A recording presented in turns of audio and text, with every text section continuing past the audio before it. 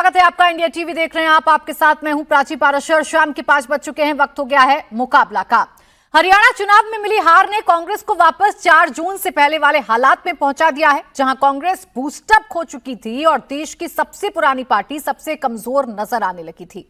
हरियाणा में कांग्रेस ने जबरदस्त एग्रेसिव चुनाव लड़ा, लेकिन नतीजा वही रहा जो हमेशा बीजेपी कांग्रेस की सीधी फाइट में होता है। कांग्रेस को हार का सामना करना पड़ा। कांग्रेस चुनाव तो हारी, लेकिन उसके सामने जो चुनौतियां खड़ी हो गई हैं वो उस हार के दर्द से कहीं ज्यादा दर्द देने वाली हैं। जिस इंडिया अलायंस में कांग्रेस बड़े भाई होने का दंभ भर रही थी, अब अलग अलग राज्यों में उनके ही साथी उन्हें या तो छोटे भाई बनकर रहने के लिए आंख दिखाने लगे या फिर रिश्ता तोड़ देने के संकेत दे रहे हैं। यूपी में 10 सीटों पर उपचुनाव होने हैं। अभी चुनाव की तारीखों का ऐलान भी नहीं हुआ, लेकिन कांग्रेस के परफॉर्मेंस को देखकर अखिलेश यादव ने 24 घंटे के भीतर ही 10 में से 6 सीटों पर अपने कैंडिडेट्स अनाउंस कर दिए, जबकि यहां कांग्रेस 5 सीटों पर अपना दावा रख रही थी। जिन सीटों पर कांग्रेस का दावा था, उनमें से 2 सीटों पर अखिलेश यादव ने अपने उम्मीदवार उतार दिए। उनके नेता रविदास मेहरोत्रा ने कांग्रेस पर बड़ा हमला बोलते हुए कहा कि कांग्रेस ने हमें एक सीट नहीं दी, लेकिन पूरा प्रदेश बीजेपी को दे दिया। खैर, अगला चुनावी राज्य महाराष्ट्र है, जहां राहुल के सहयोगी उद्धव ठाकरे भी तल्खी दिखाने लगे। संजय राउत ने कांग्रेस को मंथन करने की नसीहत दे दी, तंज भी कसा। कहा कि कांग्रेस को लगने लगा था कि वो अकेले चुनाव जीत लेगी, लेकिन महाराष्ट्र में ऐसा नहीं है, यहां उद्धव ठाकरे हैं। इतना ही नहीं, कांग्रेस की कमजोरी फिर जग जाहिर हुई तो मुंबई की सड़कों पर उद्धव ठाकरे के भावी मुख्यमंत्री वाले बैनर पोस्टर चमकने लगे। जम्मू कश्मीर में भले ही कांग्रेस सत्ता में आने वाली है, लेकिन जिसके भरोसे ये संभव हुआ, उसी नेशनल कॉन्फ्रेंस ने कांग्रेस को लताड़ लगा दी। उमर अब्दुल्ला ने कहा कि कांग्रेस मंथन करे, आखिर ऐसा परफॉर्मेंस क्यों रहा। कांग्रेस के लिए दिल्ली से भी राहत की खबर नहीं आई। आम आदमी पार्टी ने अकेले चुनाव लड़ने का ऐलान कर दिया। संजय सिंह ने कहा कि कांग्रेस फैसले लेने में इतनी देरी करती है कि उसे खामियाजा भुगतना पड़ता है।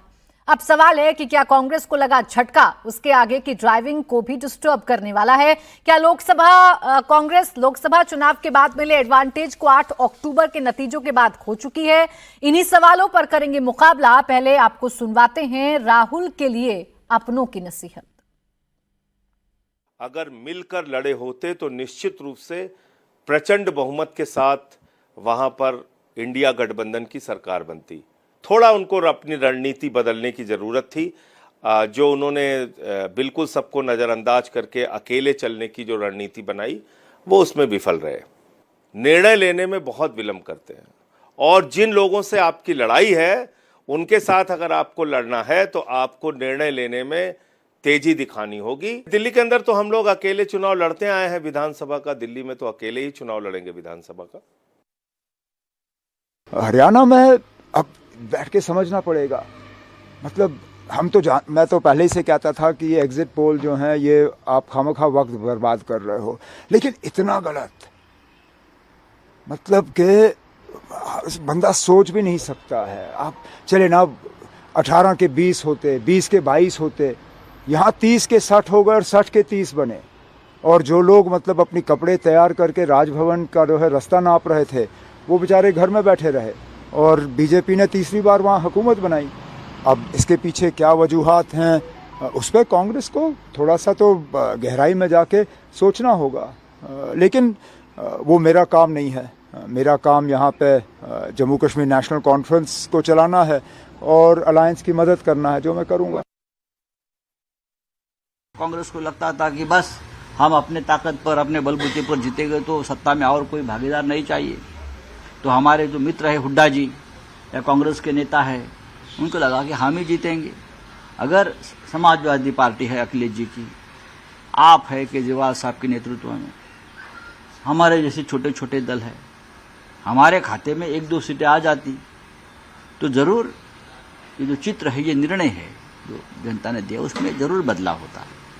महाराष्ट्र की बात अलग है। महाराष्ट्र में उद्धव ठाकरे है, जो वहां हो गया हरियाणा में, हरियाणा की बात हरियाणा तक रहेगी, महाराष्ट्र की बात महाराष्ट्र में रहेगी।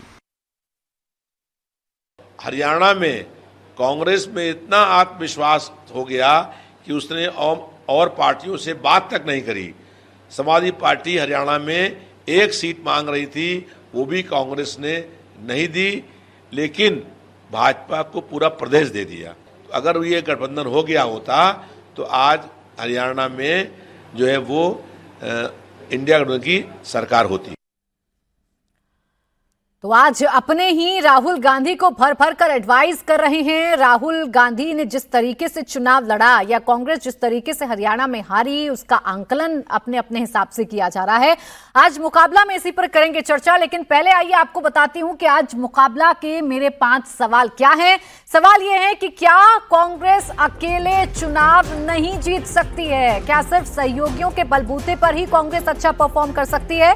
सवाल यह कि क्या इंडिया अलायंस में कांग्रेस ने अपना भरोसा खो दिया है? सवाल ये कि क्या महाराष्ट्र में राहुल अब जूनियर हो जाएंगे? सवाल ये भी कि क्या यूपी में 2 लड़कों की जोड़ी टूटने वाली है? सवाल ये कि क्या महाराष्ट्र, झारखंड, दिल्ली में कांग्रेस को एडवांस नुकसान हो गया है? चुनावी राज्य हैं और सबसे पहले नसीहत महाराष्ट्र से ही कांग्रेस को दी गई है, राहुल गांधी को दी गई है।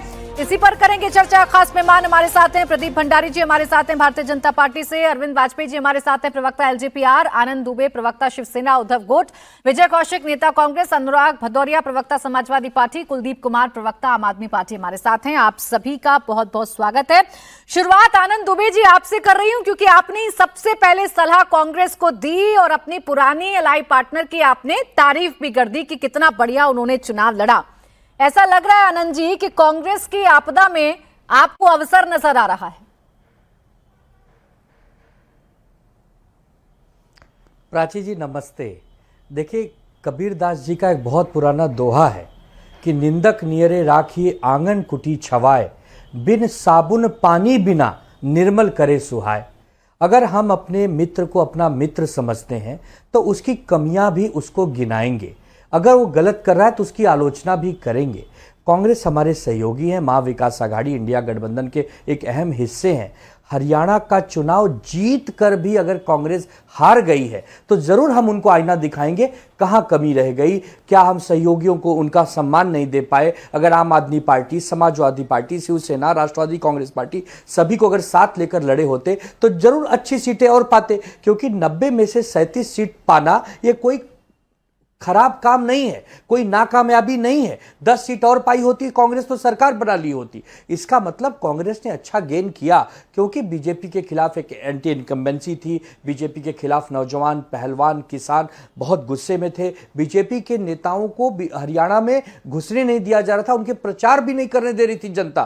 फिर भी एक अच्छी रणनीति बनाकर अगर बीजेपी ने जीता है तो बीजेपी को तो बधाई बनती है। लेकिन कांग्रेस हमारा एक दोस्त है, एक मित्र है, आने वाले बहुत सारे चुनाव में साथ में लड़ने हैं, तो कांग्रेस को तो ये बताना होगा कि कांग्रेसियों आपको सतर्क रहना है, आपको भी अपने निजी जीवन में अपने मित्रों को कभी सलाह देनी होती होगी तो आप उन्हें जाकर पर्सनली सलाह देते होंगे ना, ढिंडोरा पीटकर या मुनादी बजवाकर। आप पूरे मोहल्ले में तो ढिंडोरा नहीं पीटते होंगे कि देखिए देखिए मेरे मित्र में ये कमियां हैं और मैं सार्वजनिक तौर पर सलाह दे रहा हूं कि भाई आप सुधर जाइए या आप ये चीज खत्म कर लीजिए। ये तो ऐसा लग रहा है ना कि प्रेशर बनाया जा रहा है। बताइए, राजनीतिक और सामाजिक जीवन में नहीं, राजनीतिक और सामाजिक जीवन में अगर एक दूसरे के हम विचारक हैं, एक दूसरे के खिलाफ या एक दूसरे के साथ हम कुछ बात करते हैं तो ये तो खुले मंचों पर भी करते हैं। मतभेद होना कहां गलत बात है? मतभेद होने ही चाहिए, क्योंकि अलग अलग मतों के लोग इस जीवन में हैं, अलग अलग विचारधारा की हम पार्टियां हैं। कांग्रेस और शिवसेना बहुत वर्षों तक एक दूसरे के खिलाफ लड़ते आई है, साथ में लड़ रही है, तो ये सवाल मैं खड़े ही ना करती, इसको कोई अन्यथा न ले। मैं खड़े ही ना करती। संजय राउत जी का बयान आपने तो मुझसे ज्यादा सुना होगा, वो तो ऐसा लग रहा है कि ये बताने की कोशिश कर रहे हैं कि भाई कांग्रेस में कितना दम है या कांग्रेस में कितना दम बचा है। और देखिए पोस्टर लगवा दिया आपने, तो इसीलिए कह रही हूं आपदा में अफसर ढूंढ रहे हैं आप लोग। नहीं, आदरणीय उद्धव बाला साहब ठाकरे जी पूर्व मुख्यमंत्री हैं, महाराष्ट्र के हर घर के लोकप्रिय प्रमुख है। अगर वो भावी मुख्यमंत्री के पोस्टर हमारे कार्यकर्ता लगाते हैं तो हमारे लिए बड़े गौरव की बात है। उद्धव ठाकरे जी ने जिस प्रकार प्रशासन संभाला है, उनको आज भी महाराष्ट्र की जनता मुख्यमंत्री के रूप में ही देखती है, क्योंकि चलती हुई सरकार को विरोधियों ने षड्यंत्र करके गिराया था। कोई अल्पमत में हमारी सरकार नहीं आई थी, जानबूझकर तोड़फोड़ की गई थी, ऑपरेशन लोटस किया गया, उसके तहत हमें आघात पहुंचाया गया। आप उनका हाथ पकड़कर खींचना चाह रहे हैं, तरीका थोड़ा स्ट्रिक्ट हो गया है। खैर, इस पर आगे आपसे चर्चा कर लूंगी। अनुराग भदौरिया जी के पास जा रही हूं। आज तो यूपी से भी बड़ी दिलचस्प खबर निकल कर आई। अनुराग भदौरिया जी, क्या 2 लड़कों की जोड़ी को हरियाणा की नजर लग गई है?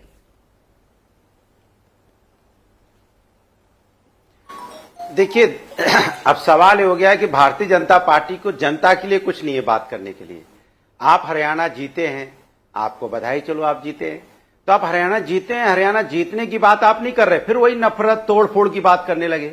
वो देखो वहां टूट गए, वो देखे यहां टूट गए। अरे भैया, अभी आप कह रहे थे कि भारतीय जनता पार्टी कब अकेली लड़ती, जरा बता दीजिए। उत्तर प्रदेश में बिना निषाद पार्टी की लड़ेगी क्या? बिना अपने दल की लड़ेगी क्या? बिना राजभर की लड़ेगी क्या? या महाराष्ट्र में जाके बिना जो शिवसेना जो अभी शासन में उसके बगैर लड़ेगी क्या? एनसीपी के बगैर लड़ेगी क्या? अभी वाजपेयी जी बैठे, पूछे इनके बगैर बिहार में लड़ेगी क्या? अरे इतने बड़े राज्यों में तो बिना बैसाखी पे तो बीजेपी रहती है, कभी जेडीयू के कंधे पे सवार रहती है, कभी यहाँ उत्तर प्रदेश में अपना दल के कंधे पे सवार है, तो कभी शिवसेना के एनसीपी के कंधे पे सवार है। तो ये सवाल तो बीजेपी से ही पूछा जाना चाहिए ना। तो बीजेपी का काम एक ही है कि अगर हम जीत गए हैं तो आप तोड़ फोड़ मचाओ दूसरी तरफ। कल से मैं सुन रहा हूं जिस तरह की वोट बैंक की बात कर रहे हैं। अरे भाई, वहां पे चुनाव जीत इंडिया गठबंधन लड़ी, 2 जगह चुनाव हुए, जम्मू कश्मीर में और हरियाणा में, लेकिन जम्मू कश्मीर का नाम ही नहीं निकल रहा है प्राची जी आपके मुंह से। क्या एजेंडा चलाना चाहती भारतीय जनता पार्टी? अपने एजेंडे को किस माध्यम से प्रचारित कर रही है? भाई जम्मू कश्मीर तो हारी है ना, और बुरी तरह हारी है, जहां पूरी ताकत लगा दी थी, 370 भी खत्म किया था। अब देखिए, अनुराग भदौरिया जी आपकी बातों की कि आपको चर्चा कहां मोड़नी है, आप बड़े आसानी से मोड़ लेते हैं। मैंने प्रश्न पूछा यूपी के 2 लड़कों की जोड़ी पर, आपने शुरुआत की हरियाणा से, पहुंच गए जम्मू कश्मीर, लेकिन मेरे सवाल का जवाब नहीं आया। जवाब दे रहा हूं, मेरे सवाल का जवाब नहीं आया। बीजेपी का उदाहरण तो आपने दे दिया, आप हरियाणा की एक उदाहरण तो मुझे दे दीजिए जहां बीजेपी ने अपने बिना अलाइव पार्टनर से कंसर्न किए हुए, बिना सीट शेयरिंग का फॉर्मूला बताए हुए अपनी लिस्ट जारी कर दी हो। एक उदाहरण दे दीजिए, पूछ लूंगी सवाल प्रदीप भंडारी जी से भी। देखिए, आपने जो बोला, मेरी बात सुनिए। भारतीय जनता पार्टी सिर्फ अपने एलआई के कंधे पे सवार रहती है। एक बार हटके देखे ना, उत्तर प्रदेश में, हटके देखे बिहार में, यूपी पे आइए ना, महाराष्ट्र में, पता चल जाएगा भारतीय जनता पार्टी की क्या हैसियत है। इसलिए यूपी पे भी आ रहा हूं, यूपी की तो बोल रहा हूं। यूपी में नहीं बोला क्या अपना दल यूपी में नहीं है क्या? अरे मेरा सवाल 2 लड़कों की जोड़ी पर था। ऐसा क्या है कि 2 लड़कों की जोड़ी पर 2 मिनट नहीं बोल पा रहे हैं? अनुराग जी 2 मिनट तो बोल दीजिए। दिक्कत है यूपी के 2 लड़कों की जोड़ी पर। अरे हम क्यों बोले, नहीं क्यों बोले भैया? इंडिया गठबंधन इंटेक है, इंडिया गठबंधन मिलकर चुनाव लड़ेगा। आपकी मंशा पूरी नहीं होगी ना बीजेपी के माध्यम से? नहीं सर, मेरी मंशा और बीजेपी की मंशा थोड़ी देर के लिए छोड़ देते हैं। आनंद जी बैठे हैं, कुलदीप जी बैठे हैं, इनसे बात पहले कर लीजिए, उसके बाद अपने मेहरोत्रा साहब से बात कर लीजिए, उसके बाद बाकियों की मंशा पर चर्चा कर लेंगे। 6 उम्मीदवारों के नामों का ऐलान कैसे कर दिया ये बता दीजिए, फिर मंशा पर चर्चा कर लेंगे। अनुराग जी आगे बढ़िए। इंडिया गठबंधन मजबूत है, आपको कैसे बताया जाएगा? आपको किसी ने बताया? अच्छा चलिए, अभी अनुराग जी 1 मिनट, अभी दूर कर देती हूँ आपका ये कंफ्यूजन। कुलदीप कुमार जी, हम साथ हैं या नहीं? अच्छा 1 मिनट, फिर मैं जाऊंगी बीजेपी के पास। बताइए कुलदीप जी, हम साथ हैं या नहीं?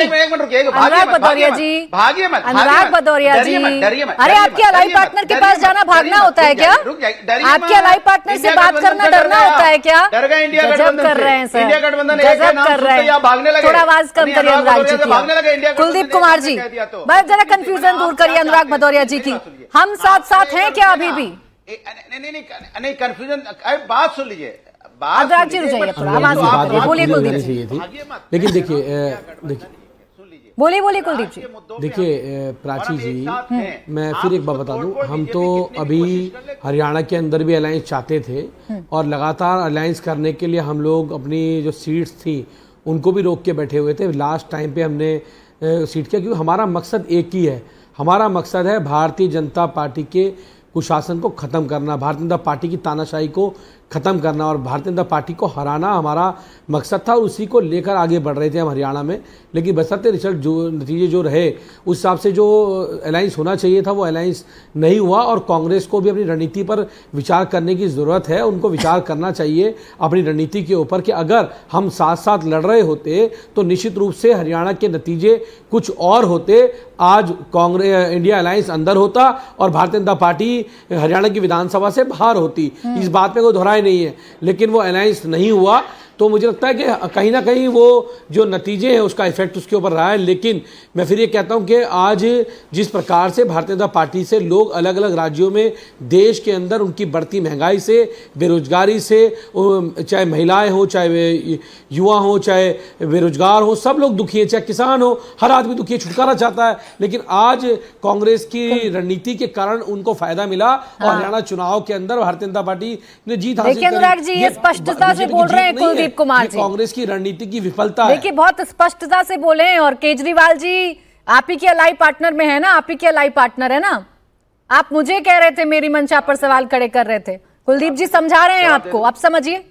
भाई आपकी मन से आप जवाब लीजिए। जवाब क्या? अब सुनिए, वो नहीं आपको समझा रहे हैं कि आपकी जो मनसा है वो पूरी नहीं है। इंडिया गठबंधन एक है, हमने क्या कहा, हमारी पार्टी अलग है, दल अलग है, हम चुनाव लड़ते, इसके मतलब थोड़ी हमारा झगड़ा है आपस में। नहीं सर, आप तो ऐसा बोल रहे हैं गजब का गठबंधन है, एक दूसरे की बात सुनिएगा नहीं और फिर कहेंगे हम गठबंधन में हैं। हम चुनाव, लेकिन गजब का गठबंधन है अनुराग भदौरिया जी। अच्छा चलिए, आप आपकी बातों का जवाब प्रदीप जी से ले लेती हूँ, प्रदीप जी से ले लेती हूँ आपकी बातों का जवाब। मुझे पता है अनुराग भदौरिया जी, एक बार आप बोलना शुरू करते हैं तो आप रुकते नहीं है। मैं एक बार प्रदीप भंडारी जी से जवाब ले लेती हूँ, प्रदीप भंडारी जी से जवाब ले लेती हूँ। प्रदीप भंडारी जी, प्रदीप भंडारी जी, मुझसे डिबेट करने नहीं आते अनुराग जी। आप इतने सालों से डिबेट कर रहे हैं, भूल जाते हैं आप डिबेट करने आते हैं, बीजेपी से डिबेट करने आते हैं, एलजेपी से, एंकर से नहीं आते। खैर आगे बढ़ रही हूँ। आपको ना समय खींचने की आदत हो गई है, आपको पता है कैसे डीरेल करना है, इतना अनुभव तो आपको हो ही गया है, इसलिए आप करते हैं ये सब। अब मैं जा रही हूँ प्रदीप भंडारी जी के पास। प्रदीप भंडारी जी, सबका मकसद आपको हराना है, और जब कोई दाएं बाएं होता है तो जैसा आनंद जी ने कहा कि निंदक नेड़े राखी पार्टी और कांग्रेस पार्टी थे, उस व्हाट्सएप ग्रुप में से सब लोग लीव कर चुके हैं और सिर्फ कांग्रेस पार्टी बची हुई है। और उस व्हाट्सएप ग्रुप के अंदर ही चर्चा थी कि हरियाणा के अंदर कांग्रेस पार्टी सरकार बना रही है, जमीन पे चर्चा नहीं थी। पर पहले मैं कहना चाहता हूं, मैं आज सबसे पहले राहुल गांधी का धन्यवाद करना चाहता हूं कि उन्होंने भारत जोड़ो यात्रा निकाली, क्योंकि जो उनकी भारत जोड़ो यात्रा हुई उसके बाद से 80% चुनाव कांग्रेस पार्टी हारी। मैं आपको बताऊंगा, आंध्र प्रदेश हारे, छत्तीसगढ़ हारे, गुजरात हारे, हरियाणा हारे, मध्य प्रदेश हारे, मिजोरम हारे, मेघालय हारे, नागालैंड हारे, उड़ीसा हारे, राजस्थान हारे, सिक्किम हारे और लोकसभा हारे। और वापस से अब जाके इनकी स्थिति ये चुकी है कि जम्मू कश्मीर के अंदर भी इनकी डबल डिजिट सीट्स नहीं आई। तो आज ये स्पष्ट हो गया है कि राहुल गांधी का जितना भी वो झूठ का गुब्बारा अनुराग भदौरिया जी फैलाने की कोशिश कर रहे थे, आम आदमी पार्टी फोड़ने की कोशिश कर रही थी कि Rahul has arrived, Rahul has arrived, जनता ने बोल दिया राहुल नेवर अराइव्ड। 80 चुनाव से ज्यादा राहुल गांधी हार चुके हैं। पिछले 12 महीने में 90% चुनाव भारतीय जनता पार्टी राहुल गांधी के खिलाफ जीती है। Point number 1। अब मैं बात करना चाहता हूं, अब ये लक्ष्य दे कौन रहा है? जरा आम आदमी पार्टी का भी एक बार जरा डीएनए टेस्ट कर ले, हरियाणा के अंदर स्थिति क्या रही। कोई भी एक सीट पे 90 सीटों में एक भी सीट पे ये नंबर 2 पे नहीं आए, ये 13 सीट पे नंबर 3 पे आए, 23 सीट पे नंबर 4 पे आए, 25 सीट पे नंबर 5 पे आए, 17 सीट पे नंबर 6 पे आए, 4 सीट पे नंबर 7 पे आए। लेकिन अगर ये मिल जाते, लेकिन प्रदीप जी अगर ये मिल जाते तो इनका वोट ना बढ़ता, यही तो कह रही है आम आदमी पार्टी कि अगर हम मिल जाते तो हमारा वोट ना बढ़ता और आपके विजय रथ को रोक दिया जाता। वो यही तो कह रहे हैं।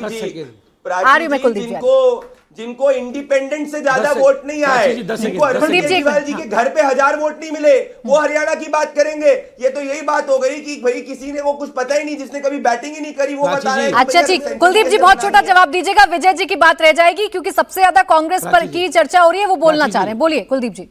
हम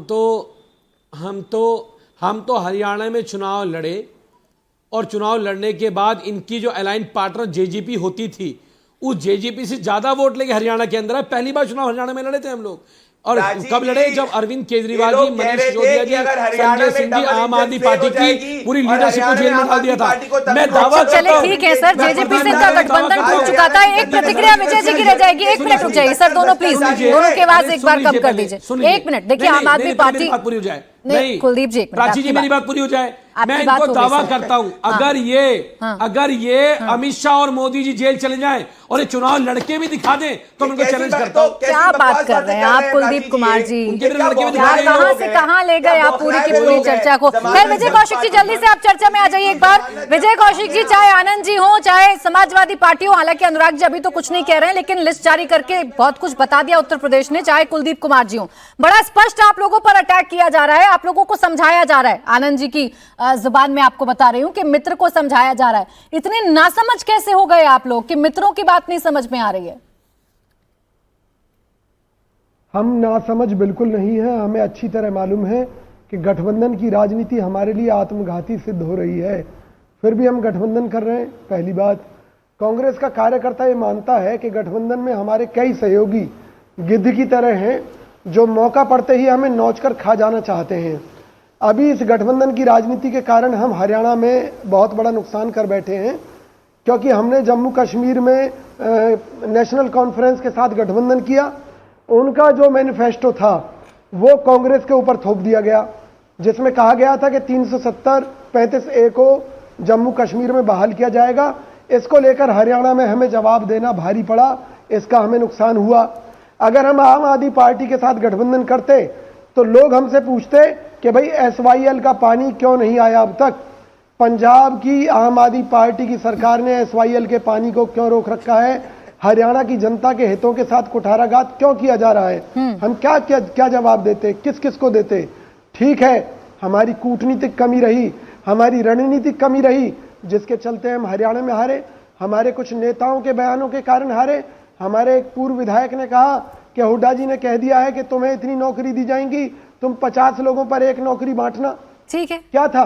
हमारे एक और प्रत्याशी ने कहा कि भाई वो अगर ठीक है अनुराग जी सुनते रहिएगा, अब किसकी क्या मंशा है इस पर जवाब जरूर दीजिएगा। अरविंद जी सीधा आपके पास आ रही हूँ। कांग्रेस को परजीवी भारतीय जनता पार्टी की तरफ से कहा जा रहा है। अब विपक्ष ये कह रहा है कि भाई बीजेपी भी तो कुछ ऐसी है ना, आप लोगों के बिना क्या बीजेपी चल पाएगी सीधे कदम भी?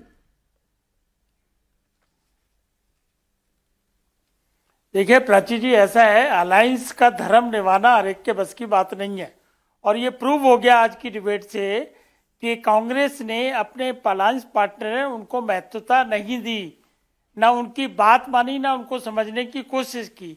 तो इसीलिए कहा गया है ना कि घमंडिया गठबंधन बना हुआ है ये। देखिए हम इनको क्या सीख देंगे और क्यों देंगे हम सीख इनको, ये तो इनको अपने आप सीख लेनी है। और इन्होंने बहुत पहले एक बात कही थी कि अगर मोदी को हराना है तो सबको इकट्ठे आना पड़ेगा। सारी चीजें इनको मालूम है, सब चीज इनकी जानकारी में है। लेकिन अब क्या दिक्कत है? इनकी दिक्कत कांग्रेस की ये है जो अभी विजय कौशिक ने बोला है कि अलायंस पार्टनर जो भी हैं इनके, उसमें से अधिकतर आप याद करिए वीपी सिंह का जमाना 88-89 वापस ले जा रहा हूं मैं, सारे का सारा वोट जो कांग्रेस का है वो इनके अलायंस पार्टनर ले जा चुके हैं। चाहे वो अखिलेश यादव हैं, चाहे वो ममता दीदी हैं, चाहे वो आप वाले हैं, वो वोट वापस आने की क्रांति कैसे होगी?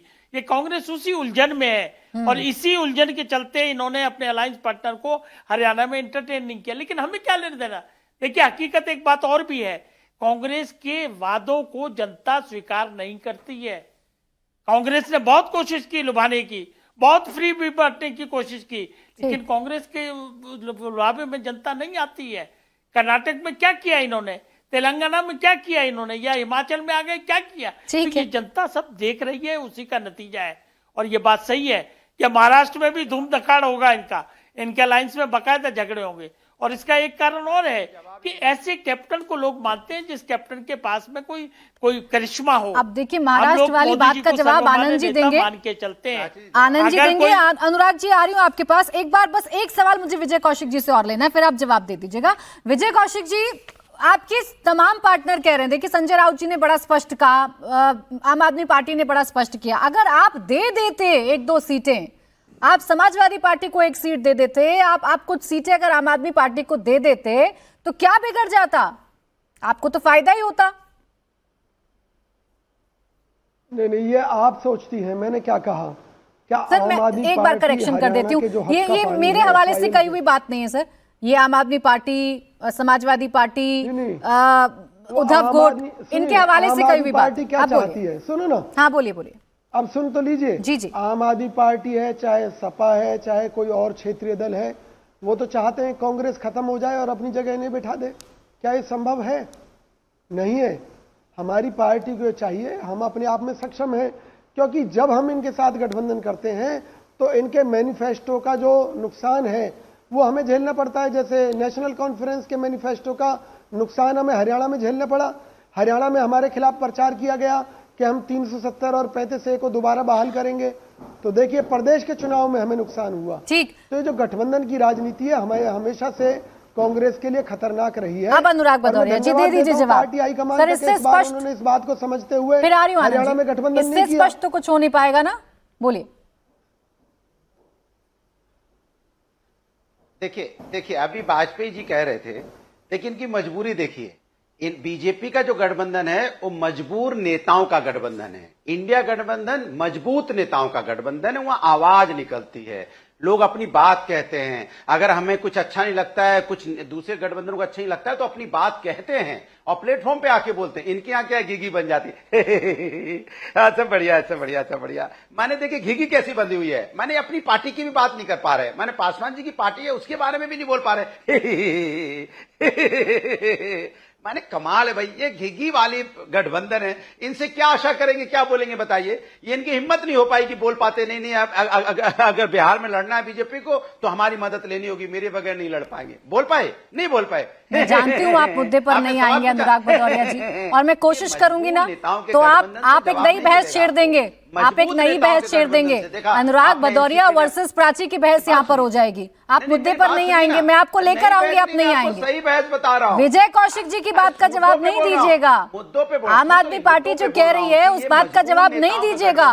उत्तर प्रदेश में जो आपने लिस्ट जारी कर दी उसका जवाब नहीं दीजिएगा। तो लीजिए प्राची जी, आप रनिंग कमेंट्री करती हैं तो कैसे? कोई रनिंग कमेंट्री नहीं है, सवाल है। आपको कमेंट्री लग रही है तो लगती रहे। आप सवाल पूछ रहे, मेरे समझ सुनिए।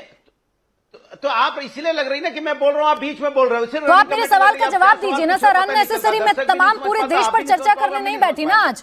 बताइए, चलिए ठीक है। आपको इतना सब कुछ बताना है। एक सवाल मैं आपको दे रही हूँ, इसके इर्द गिर्द अगर आपका जवाब आ गया तो सर ठीक है। अरे सर, ये नौटंकी करने का प्लेटफॉर्म नहीं है, बात करने का प्लेटफॉर्म है। तो बात करिए प्लीज, बात करिए, लहजे में रहकर बात करिए अनुराग भदौरिया जी। ये एक सीरियस प्लेटफॉर्म है। ये आप लोगों की तरह नहीं है कि आइए और थोड़ा तमाशा करके निकल जाइए। मैं आपसे पूछ रही हूँ, ये 6 उम्मीदवारों की जो लिस्ट आप लोगों ने जारी की है, बातचीत हुई थी कांग्रेस के साथ कुछ?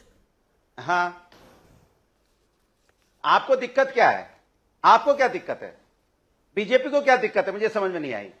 सवाल मेरा है नहीं, की परेशानी है। मेरा सीधा सा सवाल है, जवाब देगी बीजेपी? अरे जनता को तो अधिकार है अनुराग भदौरिया जी। सवाल का जवाब सवाल नहीं होता ना। मुझे परेशानी है ना किसी और को परेशानी है। जनता को तो अधिकार है ये जानने का।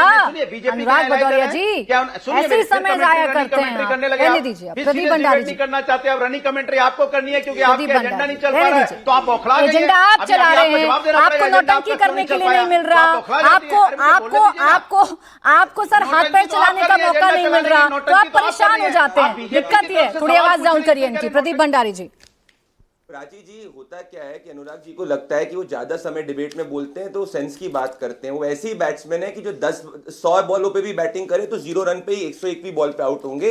वो रन नहीं बना पाते, इसीलिए मुद्दे पे नहीं आते। मैं जवाब देना चाहता हूं उनके हर मुद्दे का। पॉइंट नंबर 1, मैं को बताइए प्राची जी कि अगर कोई भी किसी को फोन पे बात कर सकता है तो उसको पब्लिक स्टेटमेंट देने की क्या जरूरत है? वाजपेयी जी के लीडरशिप हमारी लीडरशिप के साथ प्राइवेटली बात करते हैं। हम एक एक्चुअल अलायंस है। ये सपा और कांग्रेस जैसा अलायंस नहीं है कि कांग्रेस को बिना बताए जो है 6 सीट रिलीज कर दो। ये इनका कोई अलायंस नहीं, से प्रेशर पॉलिटिक्स करते हैं। आज सबसे ज्यादा खुश हरियाणा के चुनाव नतीजे में भारतीय जनता पार्टी के बाद कोई है तो उद्धव ठाकरे की सरकार है और उद्धव ठाकरे की पार्टी है, क्योंकि उद्धव ठाकरे जी को पता है कि उनको कांग्रेस पार्टी मुख्यमंत्री पद का उम्मीदवार नहीं बनाने वाली थी। अब वो प्रेशर पॉलिटिक्स अप्लाई कर रहे हैं, इसीलिए पब्लिक स्टेटमेंट दे रहे हैं। तो इनमें आपस में इतने झगड़े। अब मैं जम्मू कश्मीर की बात अनुराग भदौरिया का जवाब देना चाहता हूं। जम्मू कश्मीर के अंदर भारतीय जनता पार्टी के 29 सीटें आई, कांग्रेस पार्टी की 10 सीट नहीं आई। भारतीय जनता पार्टी का 26% वोट शेयर आया, कांग्रेस पार्टी का 12% भी वोट शेयर नहीं आया, समाजवादी पार्टी चुनाव नहीं लड़ सकी, दलित मेजॉरिटी सबकी सब दलित रिजर्व सीट पे भारतीय जनता पार्टी जीती, हरियाणा की दलित मेजॉरिटी सीट पे भारतीय जनता पार्टी जीती, हरियाणा की जाट डोमिनेटेड सीट पे 50% सीट हम जीते, महिला डोमिनेटेड सीट पे मेजॉरिटी सीट हम जीते। तो अनुराग जी जनता के जमीन में नहीं देखते। अच्छा ठीक है प्रदीप जी, अनुराग जी दोनों को बीच में रोक लिया आपने। उद्धव ठाकरे का जिक्र किया, यही तो मैं जानना चाह रही थी। आनंद दुबे जी, अब यही बात बीजेपी भी आपसे पूछ रही है, प्रेशर टैक्टिक्स अपना रहे हैं क्या आप लोग? हर व्यक्ति के बीच में बोलते हैं। अनुराग जी नहीं, बीच में नहीं बोलिए। नहीं प्राची जी, विषय ऐसा है कि भारतीय जनता पार्टी को हराया जा सकता है बशर्ते एक रणनीति के तहत काम किया जाए। जैसे हिमाचल में हराया गया, कर्नाटक में हराया गया, तेलंगाना में हराया गया, जम्मू कश्मीर में हराया गया। हमारे नेता आदरणीय उद्धव ठाकरे साहब यही कह रहे हैं कि अगर एक चेहरा लेकर हम आते हैं महाविकास आघाड़ी में तो भारतीय जनता पार्टी और उनके सहयोगियों का सुपड़ा साफ कर सकते हैं। भले वो चेहरा आपको शिवसेना के नेता का ना पसंद हो, कोई बात नहीं, आप अपनी पार्टी से बताइए, राष्ट्रवादी से बताइए, हम आपस में समन्वय बनाकर एक चेहरा लाते हैं। ये रणनीति होती है, ये पॉलिटिकल एक प्रकार से कामयाबी पाने के लिए एक करिश्मा होता है जो उद्धव ठाकरे साहब और शिवसेना उनको बता रही है। अब देखिए कि भारतीय जनता पार्टी का महाराष्ट्र में एक प्रकार से कुछ भी नहीं है। इनके सारे जो लोक लुभावने वादे जनता के सामने फेल हो गए हैं, इनके जो भ्रष्टाचार के मामले और लोगों के सामने उजागर हो गए हैं। तो भारतीय जनता पार्टी महाराष्ट्र में बैकफुट पे है। लेकिन अगर कांग्रेस पार्टी, राष्ट्रवादी कांग्रेस पार्टी और हमारी शिवसेना अगर मिलजुल कर रणनीति बनाकर जमीन पर उतर एक दूसरे को विश्वास में लेकर काम करेगी, तब ये संभव होगा ना। हम वही बार-बार कह रहे हैं कि कांग्रेस, आप लोग आरोप प्रत्यारोप करिएगा, इस पर बहस भी हम करेंगे महाराष्ट्र में किसने क्या काम किया। बस एक बात बताइएगा, जब इतनी सारी कमजोरियां, मजबूरियां या इतनी सारी आप कह सकते हैं कि आप लोगों की बात करनी जरूरी है या ये बहुत नीडफुल चीज है कि आप एक दूसरे के साथ मिलकर चुनाव लड़ें, चुनाव से पहले याद नहीं आता? आप इतने अच्छे मित्र हैं तो ये जो कुछ था ये चुनाव से पहले क्यों नहीं समझा पाए आप कांग्रेस को? नहीं, हम वही तो कह रहे हैं कि कांग्रेस पार्टी के ऊपर एक शेर है कि भैया हम बेवफा हरगिज न थे, लेकिन हम वफा भी तो नहीं कर पा रहे हैं। कांग्रेस पार्टी हमारी मित्र है, कांग्रेस पार्टी हमारी सहयोगी है। ये नहीं दिखेगा अभी अनुराग भदौरिया जी को। एक मिनट बस, कुलदीप कुमार जी का एक कमेंट ले लो, उसके बाद कुलदीप जी, सफलता हाथ मुझे लगता है आप और आनंद जी, आप ही दोनों हैं जो स्पष्टता से खुलकर बता रहे हैं कि क्या कमियां रह गई और क्या दुरुस्त करने की बातें हैं अभी।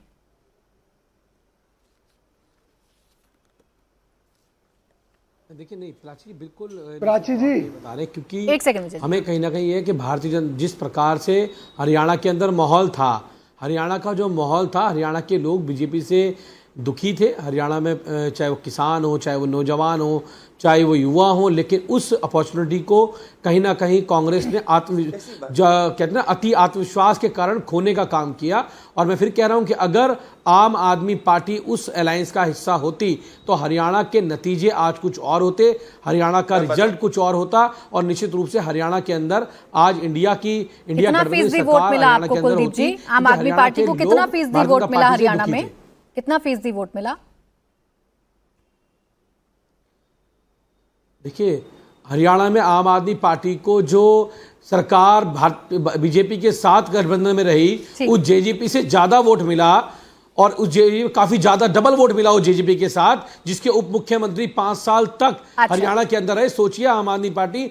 ठीक है, अब कुलदीप जी आने वाले चुनावों में आपकी सलाह या आनंद जी आपकी सलाह कांग्रेस कितना मानती है ये अब देखने वाली बात होगी। प्रदीप जी नहीं आ पाऊंगे, अनुराग जी आपके पास भी नहीं आ पाऊंगी। 1.79% वोट प्राची जी। ठीक है।